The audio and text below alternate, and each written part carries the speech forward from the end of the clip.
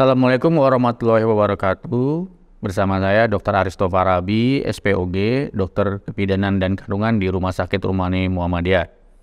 Kali ini kita akan ngebahas bagaimana ibu hamil kaitannya dengan puasa Ramadan.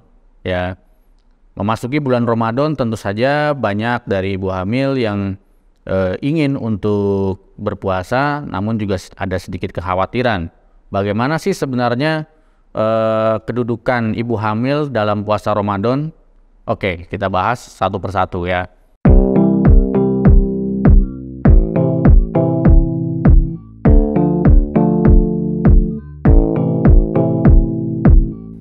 Yang pertama adalah dari sisi hukum dulu. Dari sisi hukum Islam mengenai ibu hamil berpuasa, kita bisa lihat di Al-Quran surat Al-Baqarah ayat 183 untuk perintah berpuasanya. Beberapa ulama membagi menjadi 3 golongan. Yang pertama adalah ibu hamil yang khawatir akan dirinya, jadi kekhawatiran subjektif, di mana seorang ibu hamil takut bahwa kesehatan dia terganggu dengan berpuasa. Dalam hal ini para ulama mengatakan bahwa boleh untuk mengganti dengan membayar qadha atau menggantinya di lain waktu, sesuai dengan di Al-Baqarah 184 yang dikatakan bahwa ibu hamil bagi orang sakit dan perjalanan dia boleh mengqadha. Nah, orang hamil ini dikategorikan bagi sebagian ulama adalah diidiomkan dengan orang yang sakit. Kemudian ibu hamil yang khawatir bahwa dirinya dia dan bayi itu mengalami tidak bagus dengan adanya berpuasa. Jadi ada kekhawatiran, kecemasan yang berlebihan akan kekhawatiran bagi dirinya supaya bagi kehamilannya dan bayinya itu tidak baik. Sehingga pada beberapa ulama mengatakan bahwa hal ini juga bisa disamakan dengan kategori yang sakit tadi, jadi bisa dilakukan dengan mengqadha. Kemudian ada ibu hamil yang secara medis, ya, ibu hamil secara medis memang didiagnosa oleh seorang dokter kandungan bahwa ini bahaya apabila dilakukan berpuasa. Maka sebagian ulama ya mengatakan bahwa hal ini masuk kategori bahwa termasuk kategori orang yang lemah yang disamakan pada Al-Baqarah 184 dengan orang-orang tua yang berakibat boleh membayar fidyah. Tapi terlepas dari itu hukum-hukum itu mungkin nanti dari bidang ustadznya akan lebih paham tuh ya, lebih paham. Jadi saya terangkan dari hukum puasa dulu. Kemudian aspek medis terhadap ibu hamil yang berpuasa itu bagaimana gitu ya. Dari beberapa penelitian, beberapa jurnal, baik ya dari beberapa negara-negara Islam tentunya yang menjalani puasa Ramadan ini, sebagian besar mengatakan bahwa puasa dalam kehamilan itu tidak berdampak terhadap luaran baik bayi maupun ibu. Artinya puasa adalah aman. Ya, puasa aman dalam kehamilan. Tapi catatannya adalah dengan mempertimbangkan nutrisinya juga, asupannya juga harus bagus.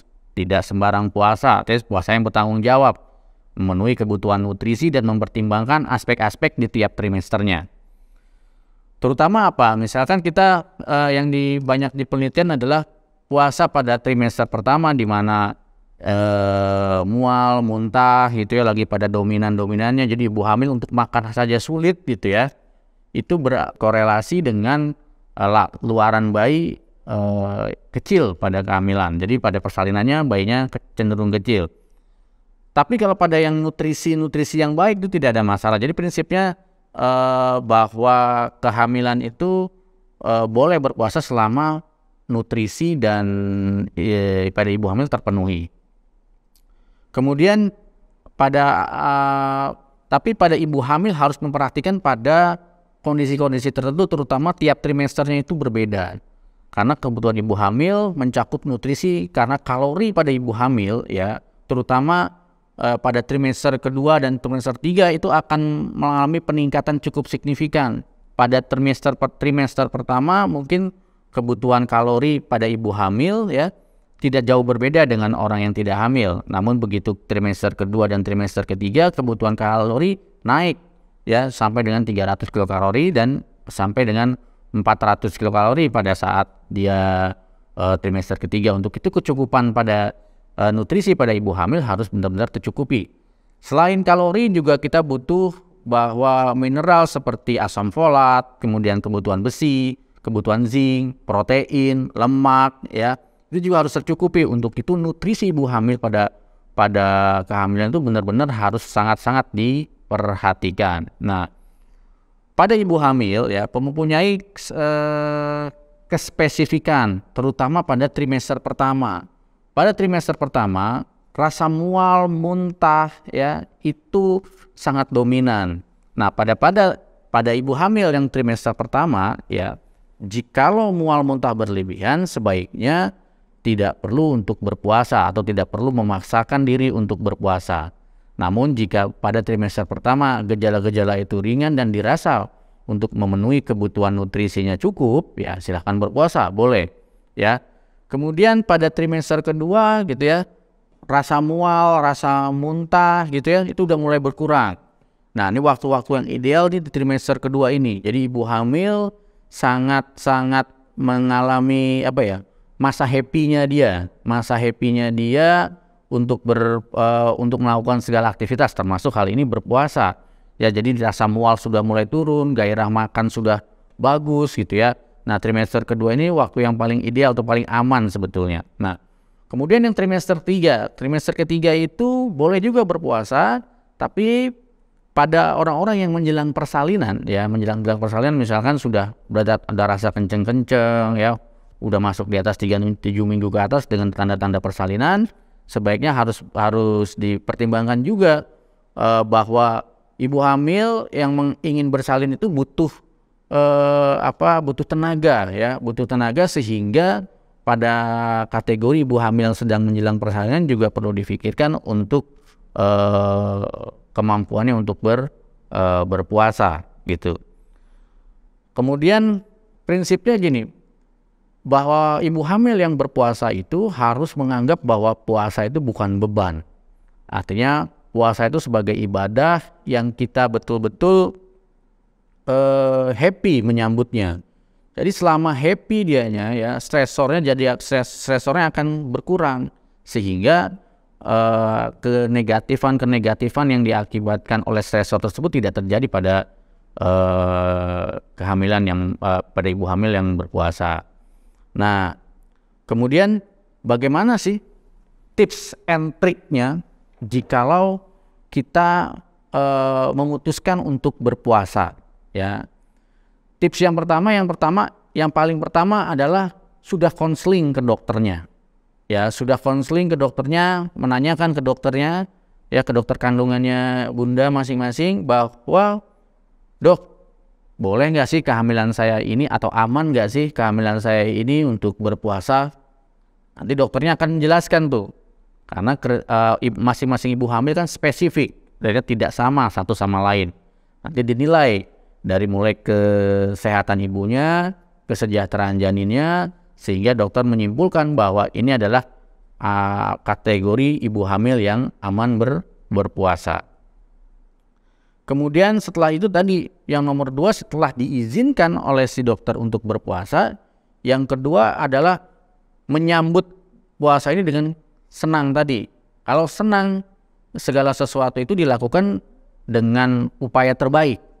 Misalkan orang berlari, kalau kita ngelihat ini bukan kesenangan, yang muncul adalah rasa beban, stresor, capek. Dia tidak mempersiapkan diri.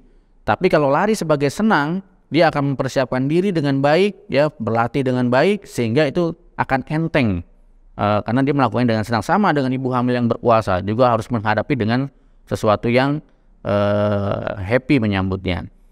Kemudian yang ketiga adalah bagaimana memenuhi kebutuhan nutrisi, ya, yaitu tadi tanggung jawabnya pertama adalah diizinkan oleh dokter, yang kedua adalah happy, yang ketiga adalah bertanggung jawab bagaimana menjaga nutrisi selama ibu hamil menjalani puasa. Ya, yang pertama adalah tips and triknya pada saat sahur, ya. Pada saat sahur yang pertama adalah banyak-banyak makan konsumsi protein dan lemak. ya, seperti makan daging ya, kemudian telur, ikan gitu ya. Jadi protein dan lemak ini sangat baik dikonsumsi pada saat sahur. Kenapa? Karena dia akan lama bertahan di dalam tubuh untuk menghasilkan tenaga yang diinginkannya, agar supaya pada saat menjalani puasa dia tidak lemas ibu hamilnya gitu ya. Selain protein dan lemak, kita juga butuh multivitamin. Nah, multivitamin yang dikonsumsi pada pagi hari ini adalah, atau pada saat sahur itu adalah yang mengandung vitamin C dan zinc ya. Vitamin C dan zinc itu baik dikonsumsi pada saat pagi hari. Kemudian segelas susu. Jadi segelas susu juga bagus ya dikonsumsi pada saat sahur. Dan yang dihindari adalah makan makanan manis. Ya, makanan-makanan manis pada saat sahur sangat-sangat dihindari. Kenapa harus dihindari? Karena kalau kita sering makan manis pada saat sahur ya, pada saat jam 10 pagi ya, pada jam 10 pagi nanti ibu hamil akan terjadi namanya insulin shock. Akhirnya kadar gulanya cepat turun. Ya, ibunya akan lemas, gemetaran gitu ya, rasa keringat dinginnya keluar. Nah, itu sangat berbahaya. Jadi hindari makanan manis-manis pada saat sahur. Kemudian kecukupan cairan. Seperti diketahui bahwa cairan yang cukup pada ibu hamil adalah 2 sampai 2,5 liter per hari. Maka dari itu pada saat setelah sahur itu banyak-banyaklah minum air putih. Setelah tadi susu hamil juga wajib pada dikonsumsi pada saat sahur. Kemudian pada saat berpuasa. Pada saat berpuasa selain tadi kita happy menyambutnya ya, yang kedua adalah meringankan beban kerja ya. Meringankan beban kerja itu bukan artinya kita gogoleran, mager gitu ya, tapi segala sesuatu yang bersifatnya aktivitas berat sebaiknya dikurangi ya. Terus kemudian jangan memaksakan berpuasa jikalau badan sudah dirasa tidak mampu. Tanda-tandanya apa tidak mampu? Misalkan lemas, keringat dingin berkeluaran gitu ya, bercucuran gitu ya, terus kita udah mulai pandangan kabur, pusing yang hebat gitu ya, mual, muntah berlebihan, atau kita keluar mimisan ya, kemudian diare ya, itu sebaiknya segera membatalkan. Jadi tidak boleh memaksakan. Jadi misalkan biasanya agak-agak pada saat menjalani puasa itu agak-agak berat pada sekitar jam 10 sampai jam 11 pagi, itu sangat berat itu. Nah, ketika misalkan sampai terjadi hal-hal yang tidak diinginkan tadi, segera batalkan puasa gitu ya. Kemudian yang terakhir pada saat kita berbuka. Pada saat kita berbuka, yang pertama kali kita buka adalah air hangat ya, air hangat. Jadi air hangat itu supaya kerja lambung tidak bukan air dingin. Biasanya kalau kita puasa nih pengennya tuh segera minum es tuh. Nah, justru pada orang hamil bahkan kita sendiri yang tidak hamil pun harusnya berbuka itu dengan air yang hangat ya, sehingga lambung itu lebih rileks, tidak mengganggu. Gampangannya dia akan bisa menerima makanan akan lebih banyak kalau kita mengkonsumsi air hangat dulu. Nah, manis yang kita juga dianjurkan untuk mengkonsumsi manis, tapi yang sifatnya adalah karbohidrat simpleks seperti misalkan kolak gitu ya, kurma, itu bagus untuk merestor glukosa atau gula darah yang sempat drop pada saat berpuasa. Kemudian jangan kalap. Jadi jangan kalap itu makan langsung banyak gitu ya, langsung banyak, biasanya udah nggak inget waktu kita langsung makan semuanya. Justru hal-hal seperti itu asupan gizinya jadi malah tidak bagus, tapi bertahap. Jadi misalkan pada saat berbuka kita 2 buah kurma, kolak gitu ya, terus manis-manis yang dihasilkan oleh buah itu aman buat kita. Hindari goreng-gorengan ya, pizza, burger gitu-gitu ya, itu dihindari karena itu akan tidak bisa merestor dengan baik kebutuhan ibu hamil gitu ya. Kemudian setelah kita tadi kemilan-kemilan kecil, baru kita sholat maghrib nih.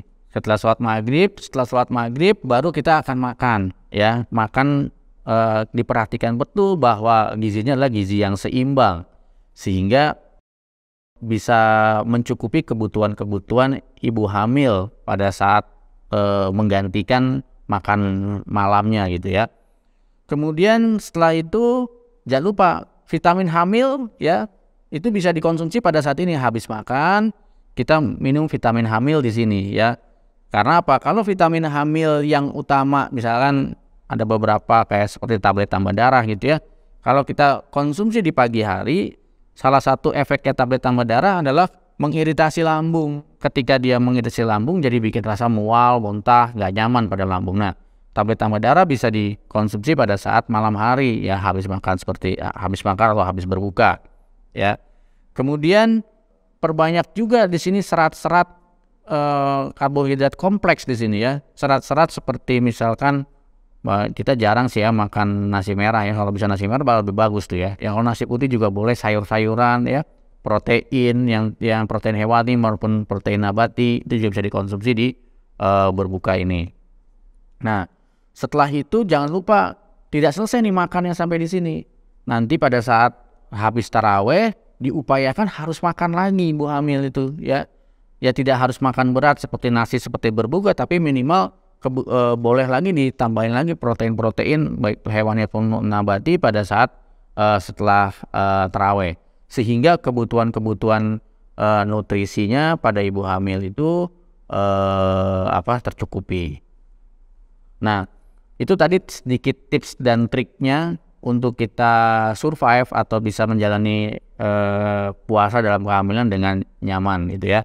Oke, yang terakhir adalah batalkan puasa bila didapatkan keadaan-keadaan berikut. Yang pertama, ya, mual atau muntah berlebihan, yaitu muntah berlebihan 3 kali dalam sehari itu ya, muntah-muntah ya itu sebaiknya dihentikan puasanya. Kemudian terjadi diare atau BAB cair yang berlebihan. Yang kemudian yang ketiga adalah keluar darah, baik jalan lahir maupun keluar darah seperti mimisan. Kemudian yang keempat adalah jadi lemas, ya, lemas, berkeringat dingin, ya, itu juga harus dihentikan. Dan jangan lupa apabila itu terjadi harus segera konsultasikan ulang ke dokter kandungan bunda. Dan tadi poinnya adalah bahwa berpuasa itu boleh buat ibu hamil selama 1, kunjungi dulu dokter kandungan bunda, ya. Memperoleh surat izin dulu, artinya kehamilan ini sehat. Kemudian hadapi puasa ini dengan sebuah kegembiraan atau happy. Kemudian jangan paksakan berpuasa apabila memang tidak kuat. Dan yang terakhir adalah apabila terjadi kegawatan, segera kunjungi ke dokter kandungan bunda yang dipercaya. Mungkin itu saja dari saya. Billahi taufiq wal hidayah. Wassalamualaikum warahmatullahi wabarakatuh.